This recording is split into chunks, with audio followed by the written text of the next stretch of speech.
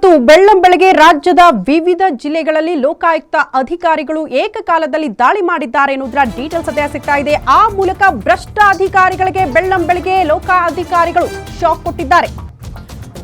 ಬೆಂಗಳೂರು ಸೇರಿದಂತೆ ರಾಜ್ಯದ ಹಲವು ಕಡೆ ಲೋಕಾಯುಕ್ತ ಅಧಿಕಾರಿಗಳ ದಾಳಿಯಾಗಿದೆ.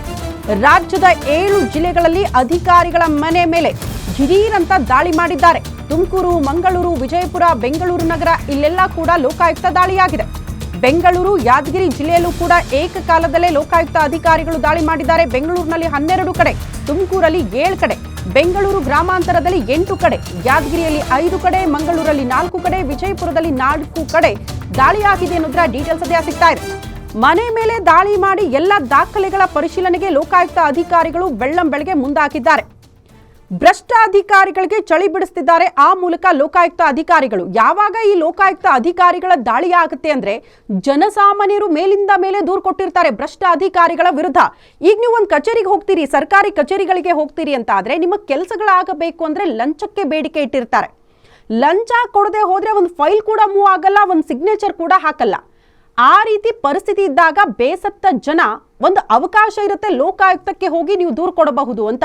ನಿಮ್ಮ ಮಾಹಿತಿಯನ್ನ ಕೂಡ ಗೌಪ್ಯತೆ ಕಾಪಾಡಿಕೊಳ್ಳಲಾಗುತ್ತೆ. ಆ ಭ್ರಷ್ಟ ಅಧಿಕಾರಿಗಳು ಯಾರ ಮೇಲೆ ಕಂಪ್ಲೇಂಟ್ ಇರುತ್ತಲ್ಲ ಅವರ ಚಲನವಲನ, ಅವರ ಆಸ್ತಿಯ ವಿವರ, ಇವರು ಆದಾಯ ಮೀರಿ ಆಸ್ತಿ ಗಳಿಕೆ ಮಾಡಿದ್ದಾರಾ, ನಿಜಕ್ಕೂ ಭ್ರಷ್ಟ ಅಧಿಕಾರಿಗಳ ಆ ಎಲ್ಲ ಚಲನವಲನವನ್ನ 1 ತಿಂಗಳು 2 ತಿಂಗಳೆಲ್ಲ ಅಬ್ಸರ್ವ್ ಮಾಡಿ ಲೋಕಾಯುಕ್ತ ಅಧಿಕಾರಿಗಳು ಈ ರೀತಿ ಪ್ಲಾನಿಂಗ್ ಮಾಡಿಕೊಂಡು ಏಕಕಾಲದಲ್ಲಿ ದಾಳಿ ಮಾಡ್ತಾರೆ.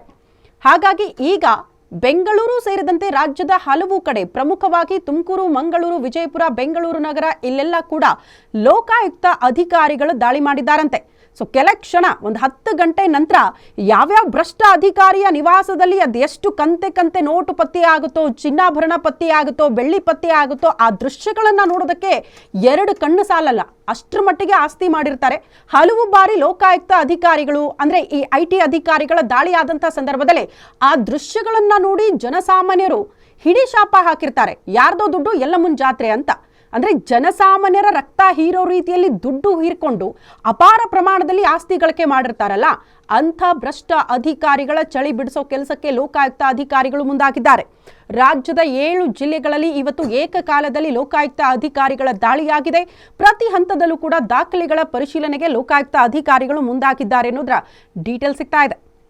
ಸೊ ಎಲ್ಲೆಲ್ಲಿ ದಾಳಿ ಆಯಿತು, ಯಾರ ನಿವಾಸದ ಮೇಲೆ ದಾಳಿಯಾಗಿದೆ, ಇನ್ನಷ್ಟೇ ಮಾಹಿತಿ ಸಿಗಬೇಕು. ಎಕ್ಸಾಕ್ಟ್ಲಿ ದೃಶ್ಯ ನೋಡ್ತಾ ಇದ್ದೀರಿ ಯಾರಿಗೆ ಲೋಕಾಯುಕ್ತ ಅಧಿಕಾರಿಗಳು ಶಾಕ್ ಕೊಟ್ಟಿದ್ದಾರೆ ಅಂತ. ತುಮಕೂರಿನಲ್ಲಿ ನಿರ್ಮಿತಿ ಕೇಂದ್ರದ ನಿರ್ದೇಶಕರು ರಾಜಶೇಖರ್ ಅವರ ನಿವಾಸದ ಮೇಲೂ ಕೂಡ ದಾಳಿಯಾಗಿದೆಯಂತೆ. ಸೊ ಅಲ್ಲೂ ಕೂಡ ದಾಖಲೆಗಳ ಪರಿಶೀಲನೆಗೆ ಲೋಕಾಯುಕ್ತ ಅಧಿಕಾರಿಗಳು ಮುಂದಾಗಿದ್ದಾರೆ. ಒಬ್ಬೊಬ್ಬರ ಹೆಸರು ಬರುತ್ತೆ, ಆ ನಂತರದಲ್ಲಿ ಮನೆಯ ದೃಶ್ಯಗಳು ಬರುತ್ತೆ.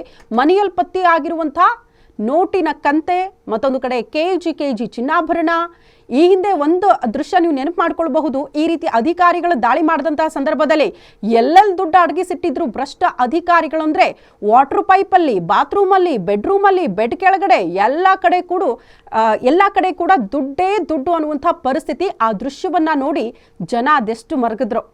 ಯಾಕಂದ್ರೆ ಬಡ ಕುಟುಂಬದವ್ರು ಯಾರೇ ಹೋದ್ರೂ ಕೂಡ ದುಡ್ಡು ಕೊಡದೇ ಇದ್ರೆ ಕೆಲಸ ಆಗಲ್ಲ ಬಹುತೇಕ ಸರ್ಕಾರಿ ಕಚೇರಿಗಳಲ್ಲಿ. ಹಂಗಂತ ಎಲ್ಲಾ ಸರ್ಕಾರಿ ಅಧಿಕಾರಿಗಳು ಭ್ರಷ್ಟರಲ್ಲ, ಆದ್ರೆ ಪ್ರತಿಯೊಂದು ಇಲಾಖೆಯ ಕಚೇರಿಯಲ್ಲೂ ಕೂಡ ಈ ರೀತಿ ದುಡ್ಡು ಪೀಕುವಂತ ಅಧಿಕಾರಿಗಳು ಇದ್ದೇ ಇರ್ತಾರೆ. ಸೊ ಅಂಥವರಿಗೆ ಲೋಕಾಯುಕ್ತ ಅಧಿಕಾರಿಗಳು ಚಳಿ ಬಿಡಿಸುವ ಕೆಲಸ ಮಾಡುತ್ತೆ. ದಕ್ಷಿಣ ಕನ್ನಡದಲ್ಲೂ ಕೂಡ ದಾಳಿಯಾಗಿದೆ ಅಧಿಕಾರಿಯ ಮನೆ ಮೇಲೆ.